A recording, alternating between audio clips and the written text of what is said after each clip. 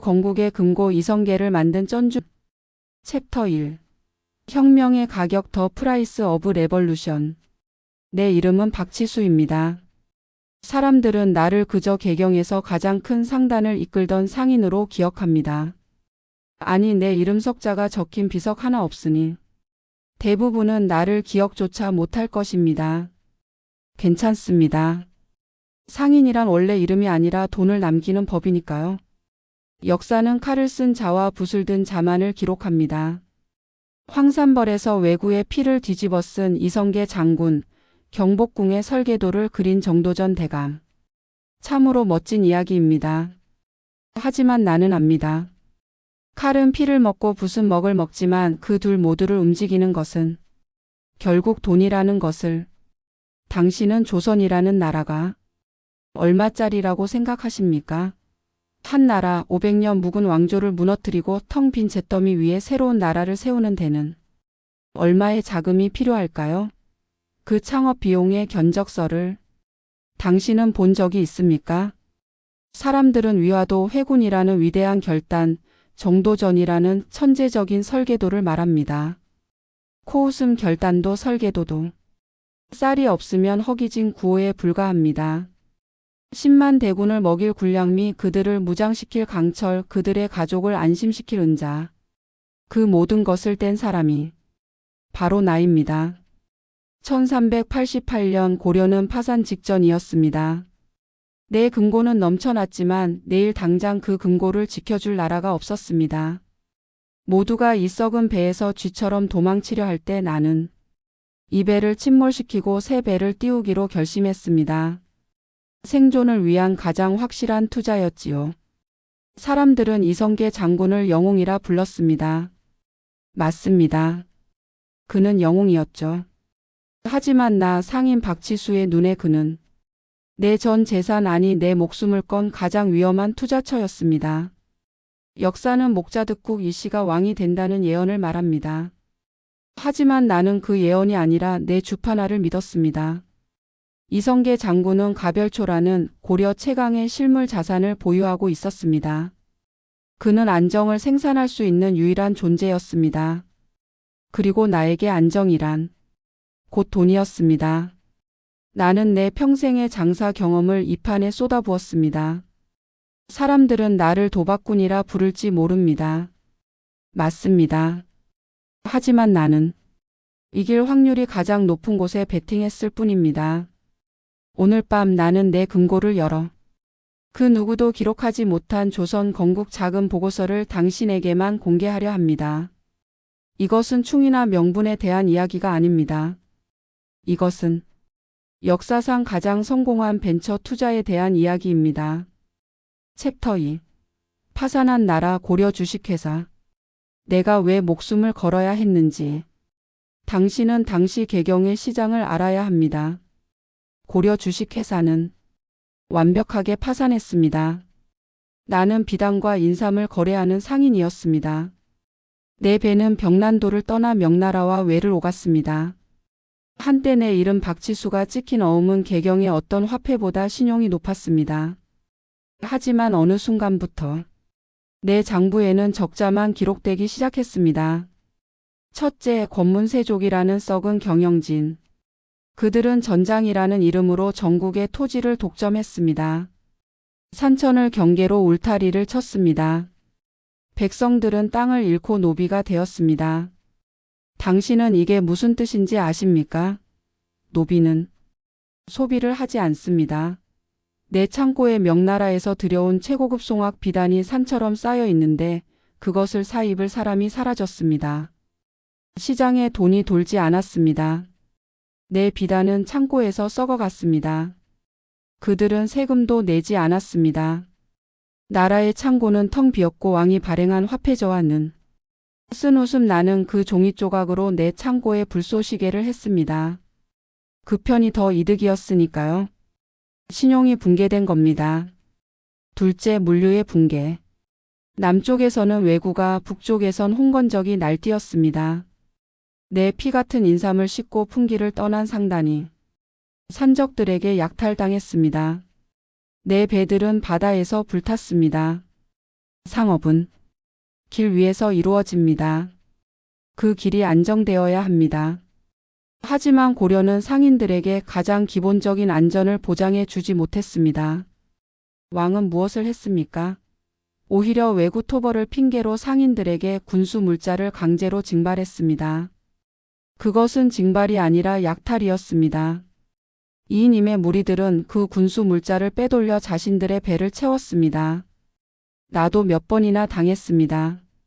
그들은 나에게 애국을 말했지만 나는 그들의 눈에서 탐욕을 읽었습니다. 이것은 나라가 아니었습니다. 이것은 상인을 보호하지 않는 가장 거대한 약탈 집단이었습니다. 한숨. 고려의 신진사대부. 정도전 같은 학자들은 성리학이니 민본이니 하는 어려운 말로 이 나라를 비판했습니다. 나는 그들의 책을 읽지 않았지만 내 장부를 읽었습니다. 나는 내 방식으로 이 상황을 판단했습니다. 이 시장은 망했다. 이 고려 주식회사는 이미 부도 처리되었고 썩은 경영진이 자산을 빼돌리는 중이다. 나는 새로운 시장이 필요했습니다. 상인을 보호하고 물류를 안정시키며 세금을 공정하게 걷어 소비가 일어나는 나라, 신용이 통하는 나라, 그런 나라는 저 썩은 경영진권 문세족을 모조리 몰아내지 않고서는 불가능했습니다. 나는 개혁 따위는 믿지 않았습니다. 썩은 사과를 닦아봤자 썩은 사과입니다. 나는 인수 합병 M&A를 원했습니다. 그리고 그 M&A를 실행할 수 있는 유일한 CEO를 나는 이미 점 찍어둔 상태였습니다. 챕터 3. 영웅에게 투자하다. 그의 이름은 이성계.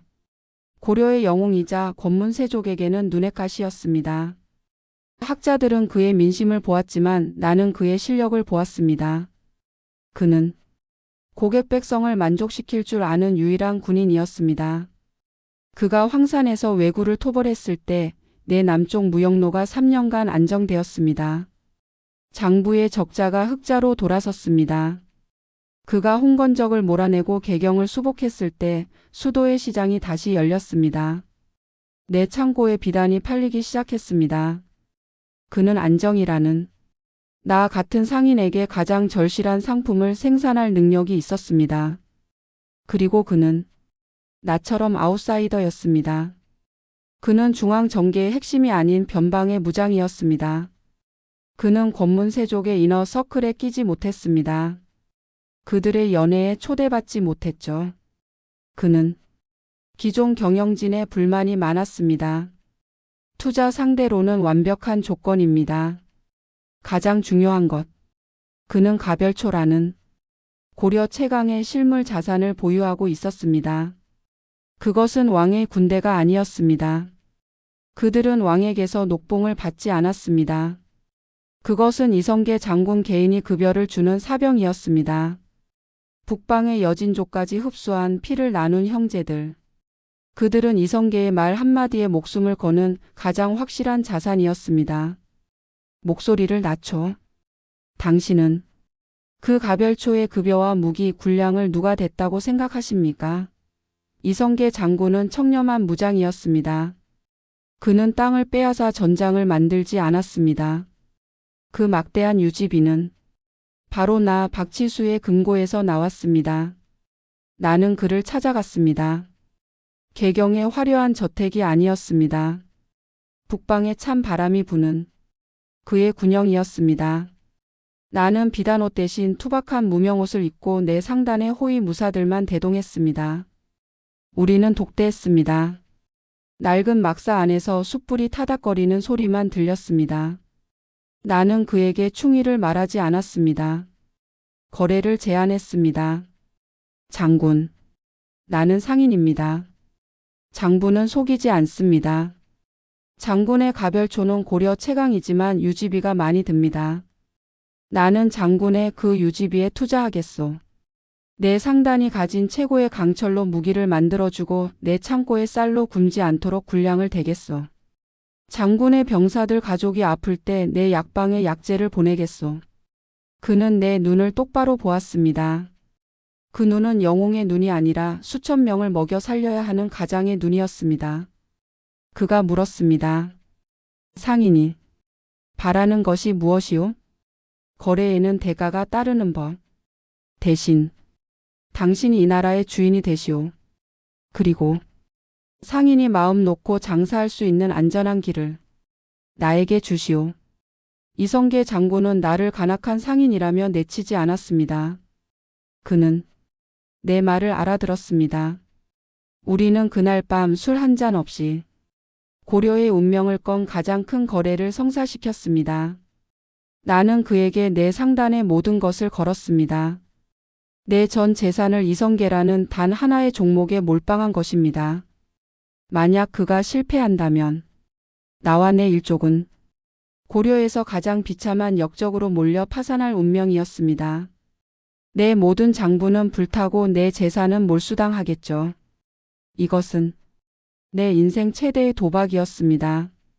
챕터 4. 위화도라는 이름의 리스크. 1388년 봄. 내 생애 최악의 리스크가 터졌습니다. 요동정벌. 채영 대감이 내 가장 소중한 자산 이성계와 가별초를 이끌고 명나라라는 거대한 벽에 머리를 박으러 간 것입니다. 내 장부가 비명을 질렀습니다. 이것은 전쟁이 아니었습니다. 이것은 자산 탕진이었습니다. 나는 분노했습니다. 내 집무실에서 주판알을 집어던졌습니다. 내 모든 투자가 저 늙은 고집 불통 채영 때문에 압록강의 빗물에 휩쓸려 사라질 위기였습니다. 나는 즉시 내 상단의 모든 인력을 동원했습니다. 설계자 정도전이 개경에서 명분사 불가론을 만들 때 나는 실탄 자금을 움직였습니다. 정도전이 여론 접목자 득국을 펼칠 때 나는 정보전을 펼쳤습니다. 내 상단의 행수들은 고려 팔도와 명나라까지 퍼져 있었습니다. 나는 내 소금 상인들을 통해 압록강 인근의 군사 정보를, 내 인삼 상인들을 통해 명나라 요동성의 분위기를 파악했습니다. 나는 명나라 주원장의 진짜 의도와 개경의 군사적 공백을 누구보다 빨리 알았습니다. 그 모든 정보를 밀랍에 넣어 내 밀사를 통해 위화도의 이성계 장군에게 전달했습니다. 장군, 지금 개경은 텅 비었습니다. 채영의 군대는 3천이 채 안 됩니다. 장군, 명나라는 싸울 의지가 없습니다. 그들은 대화를 원합니다. 이성계 장군이 사불가론을 외쳤을 때 나는 개경에서 웃었습니다. 그것은 학자들의 명분인 동시에 나 같은 상인들의 손익계산서였습니다. 여름철 농번기에 군대를 동원한다. 물류 비용이 2배로 든다. 왜구가 그 틈을 노릴 것이다. 남쪽에 무역로가 막힌다. 장마철이라 활악교가 녹는다. 자산무기 감가상각된다. 그것은 완벽한 투자 철회의 명분이었습니다. 그리고 위화도 회군. 역사상 가장 극적인 유턴. 모두가 이성계의 결단에 주목할 때 나는 개경에서 내 생의 마지막 배팅을 준비하고 있었습니다. 이성계 장군이 군대를 돌려 개경으로 진격할 때 나는 내 금고를 열었습니다. 내 상단의 사병들을 풀고 수도 개경의 성문을 지키던 장수들을 밤중에 몰래 만났습니다. 채영 대감은 그들에게 충의를 말했지만 나는 그들에게 현실을 말했습니다. 나는 그들의 가족이 숨어있는 주소를 말해주고 그들의 자식 이름을 불러주었습니다. 그리고 그들의 식솔이 평생 먹고 살 수 있는 은자와 토지 문서를 보여주었습니다. 채영을 위해 죽겠소? 아니면 당신의 가족과 살겠소? 채영 대감은 충의로 싸우려 했지만 나는 돈으로 싸웠습니다. 개경의 성문은 칼이 아니라 돈으로 열렸습니다. 무혈입성. 나는 공성전으로 내 창고와 상점들이 불타는 것을 원치 않았습니다. 은자 1000냥으로 성문을 사는 것이 군사 10,000명으로 성을 부수는 것보다 훨씬 가성비 높은 쿠데타였습니다. 챕터 5. 건국의 대차 대조표. 1388년 우리는 개경을 차지했습니다. 고려 주식회사는 파산했습니다. 우리는 새로운 법인을 세워야 했습니다. 이성계 장군은 CEO가 되었고 정도전은 최고 전략 책임자 CSO가 되었습니다. 그들이 가장 먼저 한 일. 과전법. 역사책은 이것을 신진사대부에게 토지를 나누어 준 개혁이라고 합니다. 웃음 아닙니다. 이것은 역사상 가장 거대한 자산 몰수이자 부실 채권 정리였습니다. 옛 경영진권 문세족이 불법으로 소유했던 모든 자산 토지를 국가가 압류한 것입니다. 그리고 그 자산을 새로운 투자자들 신진사대부와 군인에게 스톡 옵션으로 나누어 준 것입니다. 나는 그 토지 개혁의 한복판에 있었습니다. 나는 학자들에게 장부 정리의 기술을 알려주었습니다. 대감, 그냥 불태우고 빼앗으면 자산 가치만 떨어집니다. 채권자의 이름으로 합법적으로 압류하고 새로운 장부에 공정하게 재분배하십시오. 그래야 신용이 생깁니다.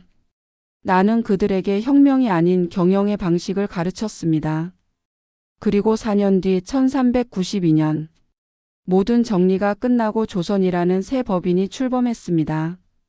이성계 장군은 태조 대왕이 되었습니다. 나는 그를 독대했습니다. 화려한 경복궁이었습니다. 그는 나에게 계곡공신의 직함과 함께 막대한 토지를 하사하려 했습니다. 나는 그 벼슬과 땅을 정중히 거절했습니다. 나는 상인입니다. 땅을 경작할 시간이 없습니다. 나는 현금 흐름을 원했습니다.